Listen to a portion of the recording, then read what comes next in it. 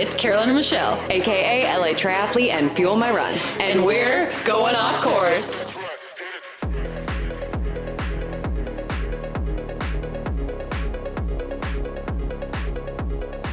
Hello, Michelle here. Solo episodes this week. Carolyn is in a couple places. Cincinnati, wedding. You'll hear her part. But she's gone basically the entire time I'm back in California. Also, new mic if you're watching on Spotify or YouTube. How cute is this though? My sister's boyfriend, long-term boyfriend, he sees my videos sometimes on Instagram and he's like, you can't be holding that little mic like that little guy. Like, look, if you're watching, I'll show you. It's connected. Okay, and then put that little doodad on top. If you're not watching to what I just said, it didn't make any sense. But anyways, my sister's boyfriend got me this little mic holder, and I feel powerful. I feel like I'm in charge right now. But anyway, I am full on in taper. Does it feel like taper? It absolutely does for multiple reasons. And you would think by now, going into my 19th marathon, even though I still think it's my 20th and I'm forgetting one, I'm at Kim's house right now. I'm in her backyard. They never use their backyard. And I'm like, if I had a backyard, I've been out here like 20 times. I've done yoga in the lawn. I just sit out here and chill. I'm like, I haven't had a backyard in years. But Kim's like, no, it's 19. I'm like, I think whatever. I just feel like I'm missing one somewhere. And I also should probably tell my family because I think I have some family and family friends coming for this marathon. My mom met my dad in Carmel. Actually, I should give the background of that. My mom met my dad in Carmel.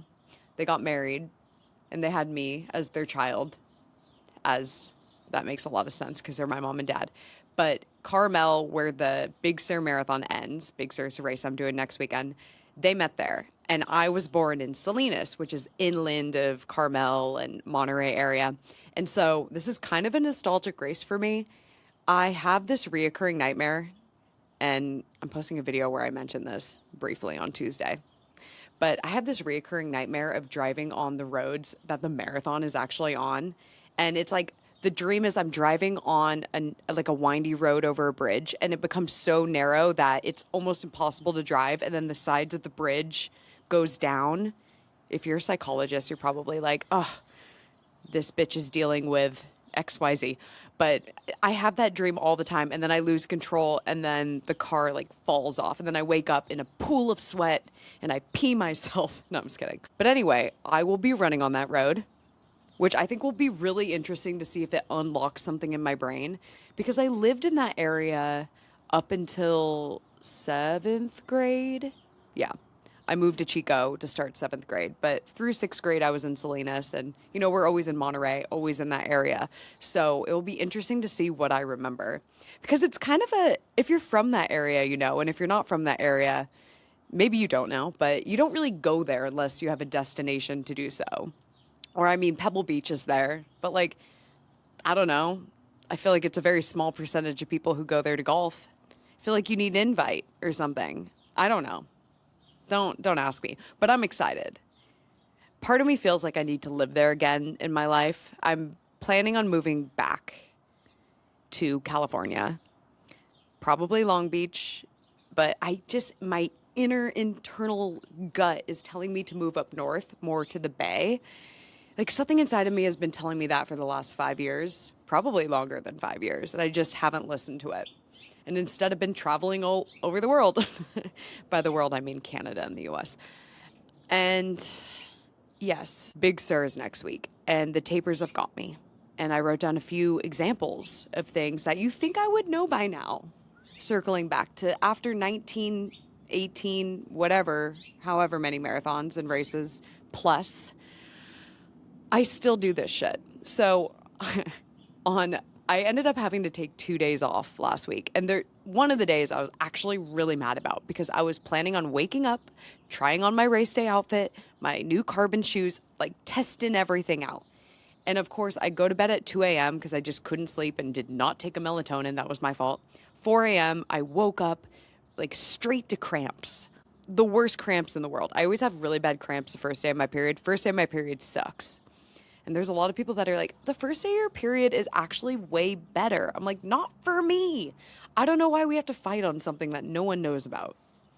Like, you're not in my body. Anyway, so the first day of my period, which always falls on the day of the race, I actually got really lucky, so I shouldn't be complaining. But anyway, I was up from like 4 to 5:30, just in severe pain, and I could not find Advil anywhere in the house. I was like rummaging through the kitchen, like in the refrigerator. I'm like, maybe just like in the, I don't know. I looked everywhere. The next day, Kim was like, I can't believe you didn't wake me up. I'm like, I'm not about to wake you up at 5 a.m. I'm not going to make you suffer too. But anyway, I didn't end up doing the really key workout. So I was really in my head and I was like, oh, I didn't do my last speed workout. So I'm not going to be in shape for the race, which is so crazy that we go, and it hasn't been the best training block of my life. Like, I'm not training for speed or anything right now, but the entire time I had that intention. So for me to all of a sudden think that one speed workout a week and a half before the race was going to change anything, come on. Like, this is the part of training where you're absorbing your training of everything that you just did and allowing your body to rest to then have the energy to do the marathon in the best way possible. So that was one example. The other example was my last long run on Saturday with Kim. We meant to do 8. We did 9. I should have questioned her route. I also added on a little bit, but I did a little speed. I was testing the carbons. They felt fresh. Felt like I was flying. And it was one of those runs where it was 9 miles. And when we finished, I was like, you know what? I could do that 2 more times. In that moment, my brain was like, yes, okay, finally a good run after 2 weeks of terrible runs, awful runs. I thought I could never run again, which is another thing during taper. Our bodies are usually so tired. We have these thoughts like, oh my God, I'm so out of shape. What is wrong with us? Why do we continuously have these thoughts? I don't get it. But yeah. But anyways, at the beginning of this amazing workout, the first mile, I turned to Kim and I was like, yeah, it's just not feeling good right now. It's just not feeling good. And she looked at me. She was like, we haven't even hit a mile. Who has a good first mile in their workouts? And I was like, yeah, I know. As I was saying it, I felt like, I don't know. Sometimes we need to look at ourselves like we're our friend. And when we say the things that we do, we have to be like, you're a little screwed up right now. You sound crazy. So kind of doing all those crazy things. I'm also doing a lot of stretching things that I don't typically do.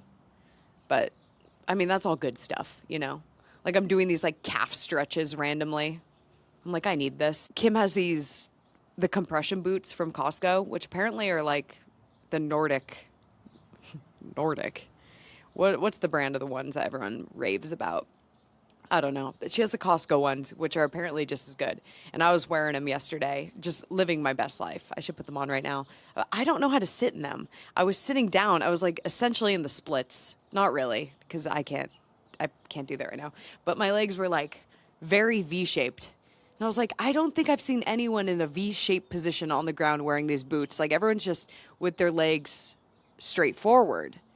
But that just didn't feel comfortable. Does anyone actually sit like that with your legs straight forward? Because I'll have to post a photo or something. I looked absolutely ridiculous. I was taking up the entire floor. In any apartment that I could afford to live in now, it would have been the entire floor. Where would Napa go? I'm unsure. But anyway, those boots were great. I kind of want a pair because I feel like it's the lazy person stretch routine. You just like throw those bad boys on and sit and you like kind of feel like a cowboy. If you don't know what I'm talking about, that's going to be very confusing. But yeah, looking for places. I am considering Long Beach. Why is looking for places to live so difficult, especially in an expensive area? It seems like Long Beach is so pet friendly, but then you look at all the listings, it's like, do you have a dog? Are they more than 15 pounds? I'm like, I'm sorry, my mom's cats are 20 pounds. Are you going to say they're not allowed in an apartment because of their stature? But I just don't get it. Places in Long Beach, for some reason, and Long Beach is such a dog-friendly city, and they're trying to get you to rescue all these dogs, but it's like you rescue a dog, and they're like, you think you're going to put them in your apartment or your house? Well, think again. Are you a cajillionaire? No? You can't rent anywhere. I don't get it. Or if you want to wash your dryer, you can't get a pet.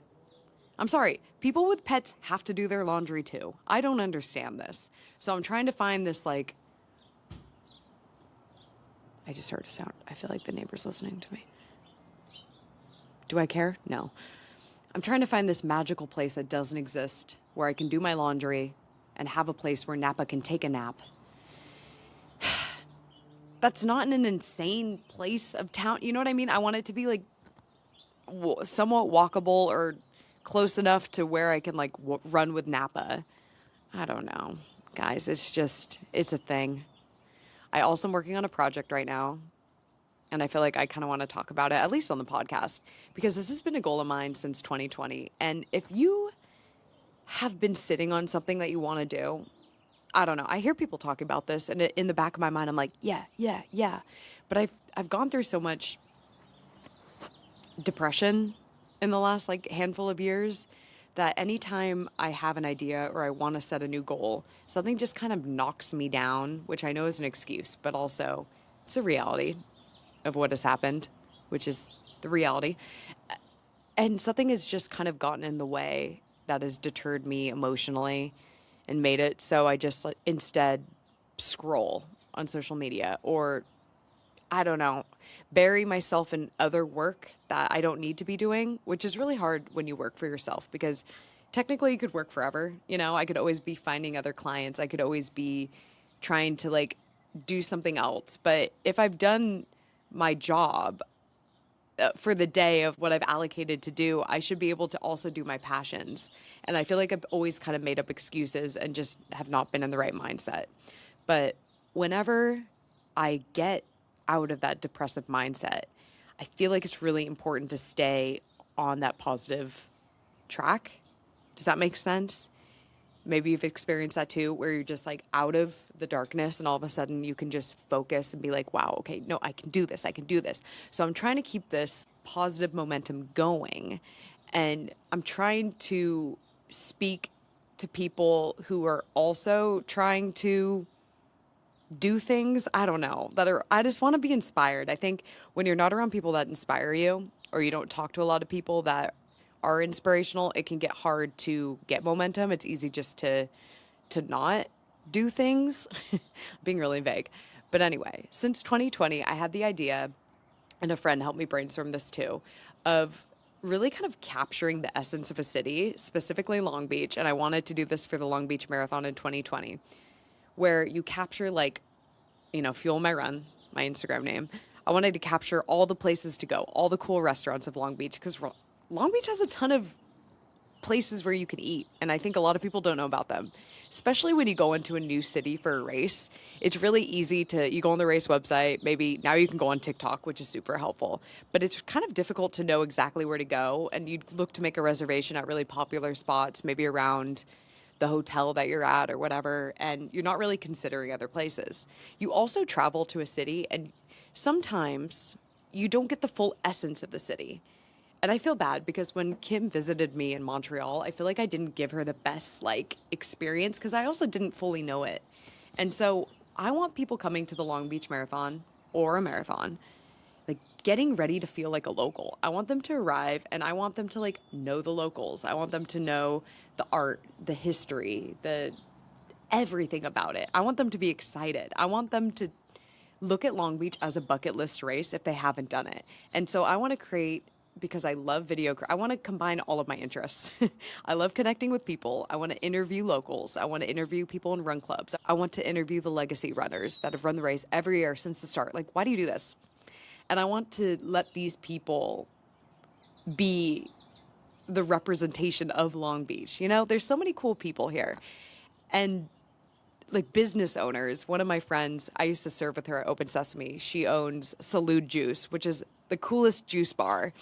And just like hearing different perspectives of business owners and like people in society, even like partnering with a tattoo artist or a cool, a cool artist here in Long Beach to create a shirt that you could get at the expo, and a big percentage of proceeds goes towards the city or towards that artist to let them hit a goal that they have. Like, how cool would that be?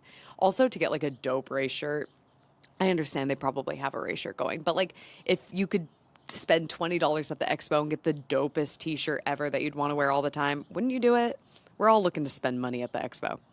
Anyway, I think there's an opportunity for a documentary series, a social documentary series, where maybe it's like 5 to 7 short episodes, 5 to 10 minutes each one, where you can watch it weekly leading up to a race. My head is in Long Beach, but we'll see. I'm working on the pitch for them.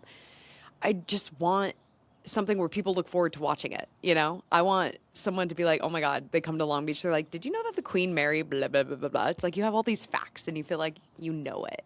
And you're excited to be there. And you're excited every mile of the course.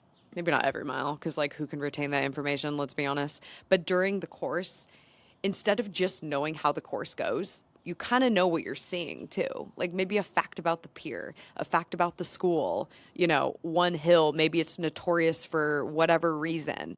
I just feel like it'd be really cool to know those points, because during a marathon too, you know, or during any kind of race, you kind of hit a wall or you're in a bad mental spot sometimes. And so having something else to focus on that also inspires you to do it, I think is huge.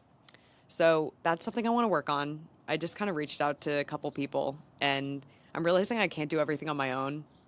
I don't know if any of you guys feel like that. Like, I was definitely the kid in school who had to do all parts of the group project, but I'm realizing I can't record, be in the video, do all the editing, all the, like, I don't know. I have a huge vision for it, but I definitely need some people and videographers because I'm not very good at filming. I mean, just look at the lighting of the setup right now. I'm sorry. I didn't prepare. So I'm really passionate about this. And this is the first time I've actually kind of talked about this. And I think it would be really cool. And if the concept worked, I think it would be awesome to do this for a ton of races.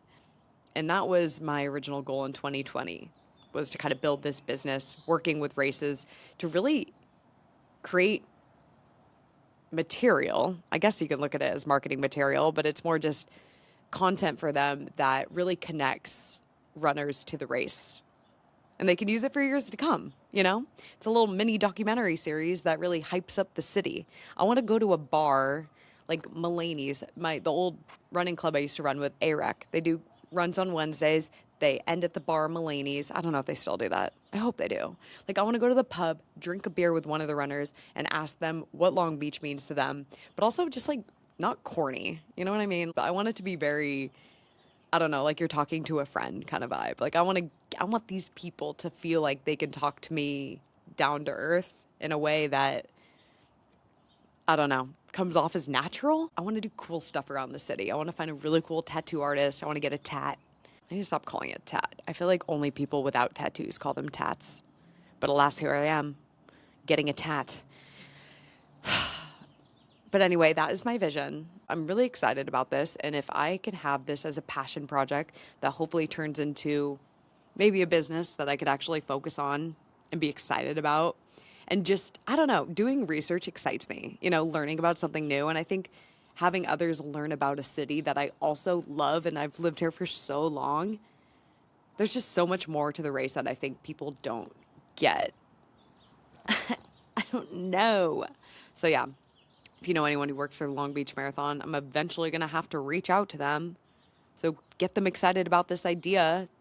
Tell them Fuel My Run has some stuff brewing. Just kidding. You don't have to do anything. I got it. I'm DMing some peeps, but yeah, that's where my head's at. And hopefully I can keep my positive momentum going. And if you're kind of in a rut right now and because I think I've mentioned this before, but I listen to podcasts when I feel kind of lonely. And I mean, I listen to podcasts like all the time, let's be honest. If I have to do a chore, I have a podcast on because I don't want to do the chore. And I just need to distract my brain to get the chore done. And that includes making my bed, like the worst chore of all the chores. But a lot of the time I'll listen to podcasts because I feel connected. And if you're going through a time where you just feel, again, my freaking solo episodes turn into a mush pool. Why am I like this? But if you need a little oomph right now, know you're not alone. and know that you'll get out of it and you'll have this positive energy like I'm feeling right now. Because I'm kind of excited, but I know if I don't talk about it and I don't make steps, it's not going to happen. Like training for a race, we like to talk about it because it also forces us to do our long runs in a way. I'm like, I have to do 14 on Saturday. It's like, now I actually have to do it because I told somebody. Because, like, what if they went on my Strava and they didn't see it? But I also feel like that kind of works in the opposite. Sometimes if I talk about it too much and it doesn't happen, then I'm like, ugh, that sucks. Maybe it's the taper crazies talking. Kim was like, is there a name for like when you're going through tapers and you're feeling a certain way? I'm like, yeah, the taper crazies. She's like, I don't like it. That's terrible. I'm like, yeah, it is kind of corny. But, you know, I've been saying that for years. So we're trying to rebrand it for Kim. The taper insanities. I don't know. Packing seems like a lot of energy right now, too. But at least I'll be off my period when the race starts. Like, that is such a pro. I need to remember that and not forget my Garmin when I'm packing since I don't wear it all the time. But also, guys, you can't really see in this lighting because, again, I chose the worst lighting ever. Since I'm running outside a lot here, wait, what? Since I'm running and it's like sunny out, that's what I meant to say. I actually have a watch tan. Again, you can't really see. Can you see in that lighting? I'm proud of myself. Oh, I also have bangs. How did I not mention that? It's been my entire personality for the last 3 days. I know they're pushed to the side right now, but that doesn't matter. I don't have to style them every day. Someone commented and they're like, I could never get bangs. I'm too low maintenance for that. I'm like, okay, first of all, as a low maintenance girly, they take 3 minutes. You wet them and then you blow dry them. It takes a minute. Honestly, I could do it in less than a minute. So being low maintenance is not a reason to not get bangs. The only reason to not get bangs that I can think of as valid is that they're kind of annoying when you're running. And then there's 100 solutions there too. I did try the bobby pin method on the long run. Didn't really work. But then again, I only put one bobby pin on both sides. This is actually, now that I'm saying this out loud, I need to think of a strategy before the race because I think I'm going to go the glasses method, which I didn't really want to wear glasses because I'm like, the sights are so beautiful. I don't want the ocean to look like a little pink because my glasses are tinted. But I think I'm just going to deal with it and the colors are going to be a little off, you know. And that is the reality of the world that I'm going to see at Big Sur. But anyway, I'll pass it off to Carolyn now. And TTYL suckers. Just kidding. That's not the energy I want to pass on. You know what? Have a great day. Have a grand day. I'm hungry. Talk to you later. Hey guys. Okay, so apologies. Michelle and I are recording separately again this week. Guys, it's been crazy. I brought my microphone, as you can see, if you're watching. I brought my microphone home to Ohio because I was like I have to get this done at some point. I have not had a spare like 30 minutes since I've been here. It is my last day in Ohio. I'm leaving tomorrow. And it's Sunday afternoon at 3. I've got 30 minutes before I have to be somewhere else. So, it's been such a fun trip. So yeah, went to Columbus last weekend, got there Friday evening. And then, God, I can't believe that was like a week ago. And it was my nephew's first birthday. And then, so we spent the weekend in Columbus. I did my long run up there, which was fun. It was kind of nostalgic. I ran on the Olentangy River Trail, which if you know, you know. The trail system in Ohio, just so good. Like every city has the best bike trails. They're shady, they're nice. So I did that. And then, yeah, I came to Cincinnati on Monday morning, worked all day Monday, and then worked all day Tuesday, went to dinner Monday with Jordan's parents. And then Tuesday, we went to lunch. My grandpa came over for dinner. Wednesday, I actually rode a bike. So I say, I'm like, oh, I had no free time. And it's like, well, I did have a little bit of free time, but I worked in the morning and then in the afternoon I borrowed my friend Elizabeth's bike, went for a little like 20-mile on the bike trails, which was really nice. I did have intentions of riding on Friday too, but Thursday we went to Montgomery Inn for dinner on Wednesday. If you know, you know, delicious barbecue. And then on Thursday we went to the Reds game. It was like a 12:40 game, which was really weird, but like literally no one was there because it's 12:30 on a Thursday. So We had like my whole family just like had this entire section to ourselves, which was so fun. And then went to my uncle's for dinner. I met a friend at a bar after, and then I was gonna ride on Friday. I had the best intentions. I did, but I was like, I would have had to do it pretty early in the morning, and I was like, it's vacation. I feel kind of guilty that I didn't, but it's fine. Jordan and I woke up and went for a walk, and then we went to the zoo, went to the welcome party for my brother's wedding in the evening, and then Saturday, aka yesterday, was went for my long run on the bike paths again in the Little Miami Trail. Did 10 miles. The ankle was not feeling great. Wasn't awful, but I managed. And the wedding was last night and it was really fun. And I feel like my voice is it's a little ratchet. I like kind of drank a lot. I'm not hungover and I don't think I was like drunk, but I drank a lot of water after. So I feel like fine. I'm just a little run down. But I did not work out today, which is, I just like had no time because we went to Buc-ee's in Dayton, Ohio. There's a Buc-ee's now, guys. So I've already been there once, but I was like, Jordan has to experience this. And then my California cousins, they live up in San Jose. I was like, we have to take them to Buc-ee's. I think it was overwhelming for them. So it was fun. And then drove Jordan to the airport because he's going back to LA. So, and then I'm going to dinner with my family again. And then tomorrow I leave for the air. I have to wake up at 3 a.m. and head to Kansas City. So 4 more days of not really consistently working out. And I guess I hadn't really thought about like a theme for this episode or what I was going to talk about, but I'm kind of starting to think of one now. I don't know. I think that it's so important to take time off. And I know like I feel like I talk about it's just like so stressful for me to like I just feel guilty if I take any days off. My coach literally just texted me too.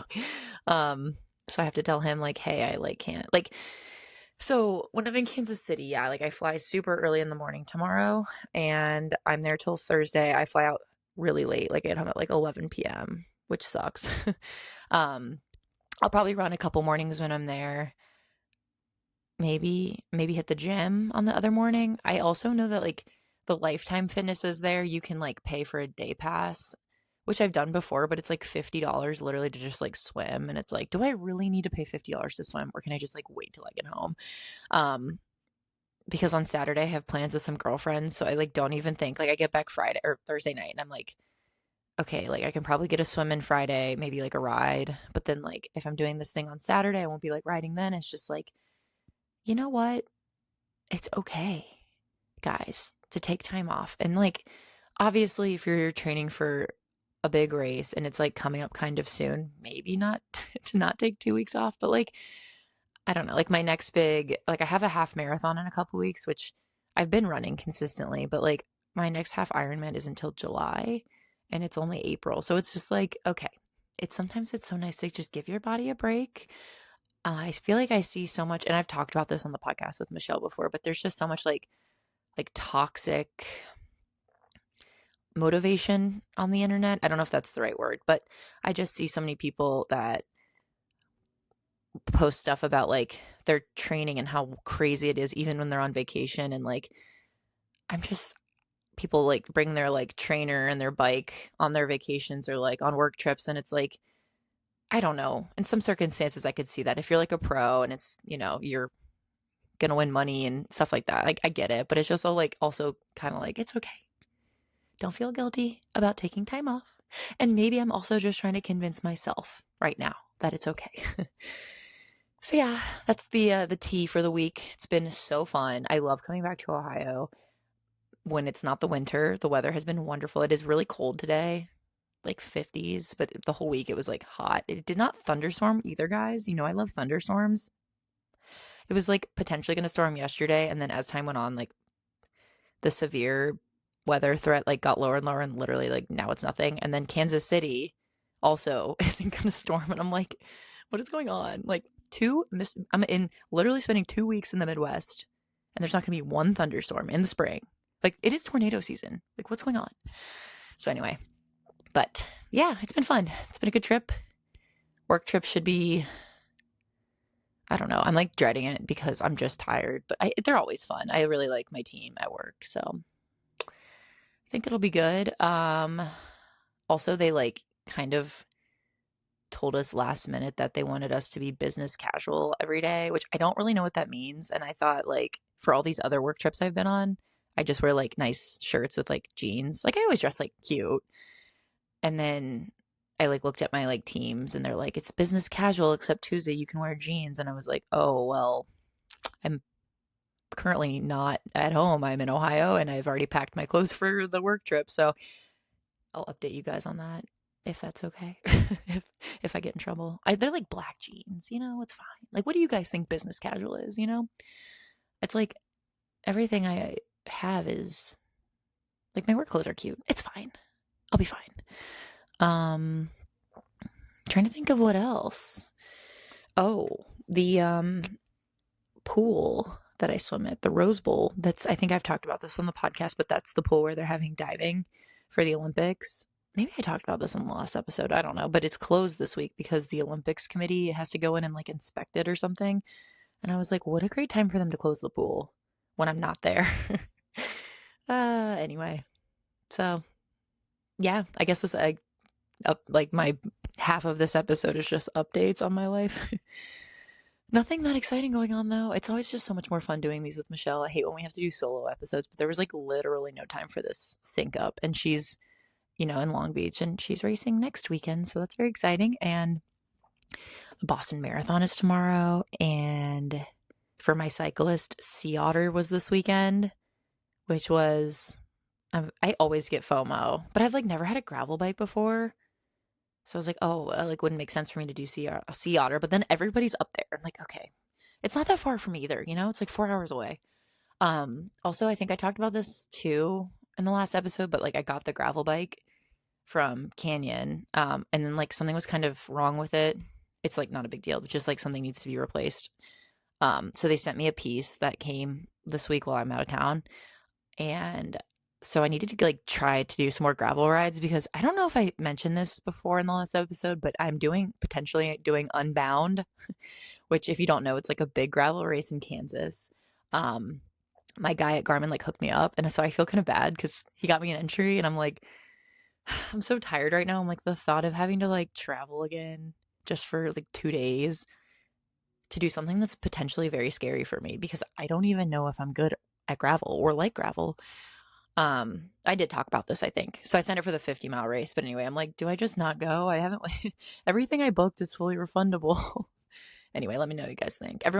Half the people are like, oh, it's so hard. It's so hard. It's like the worst thing ever. And I'm like, okay, is it hard as in like endurance hard or is it hard as in like technical hard? Because I can do endurance hard. We know this. Like I can ride a bike for a long time, but like if it's technical, and by technical I mean like in LA sometimes you're on a trail, but you're also like on the side of a cliff. That scares me. I don't know how people do that. That's terrifying. Or if there's like big rocks, like if I'm on a fire road and then there's like big rocks. Haley said, shout out to Haley, that I should invest in larger tires and that might be better for like more like rougher roads. So, oh, also guys, I don't know if I talked about this too. I can't remember it. My brain is fried. I don't know what's going on. But I think I talked about it where I had like hella ants in my hotel room in Spain. Did I talk about that? I think I did. There was just like a bunch of ants in my hotel room, like every day. Like there'd be like so many ants. But anyway, I'm some of my mom's now. So I like literally got home from Spain, like unpacked everything, like packed everything up, went to Oceanside, raced Oceanside, all the while using the same Zoot backpack that I used for the Zwift trip. Then I used it for the race, and then I unpacked from the race, and then I put the backpack away for a little while, and then I repacked for this trip. Anyway, I had the backpack. So before I went for my ride the other day, I like had the backpack open. There's no food in it. Any food I have in the bag is like sealed, like gels and stuff. I'm sure there's like remains of like sticky gels and stuff. But anyway, put the backpack on this bed behind me, and I was like getting ready for my ride when I picked the backpack up. There were fucking ants all over the bed under the backpack. And I was like, are these literally Spanish ants? Did they travel with me from Spain to Oceanside, back to LA to Ohio? And did I just release an invasive species of ants into... I think too low key, like Jordan ate an orange in here at this, like literally the same morning. He like peeled an orange and put the remains in the trash can in here. So I was like, okay, there's two things that could have happened. One is just like they smelled the orange and they came from outside into the bedroom, or I brought the ants home. So anyway, funny story.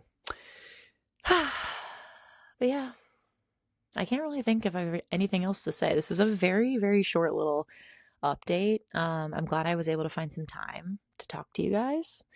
And hopefully, I don't even know if next week Michelle and I will be able to record together again because she'll be heading up to the race. We'll find some time. It's always better when we're together. Anyway, on that note, I don't know who's starting this episode, me or Michelle, but I'll say it anyway. On that note, guys, I will see you next Tuesday. Bye.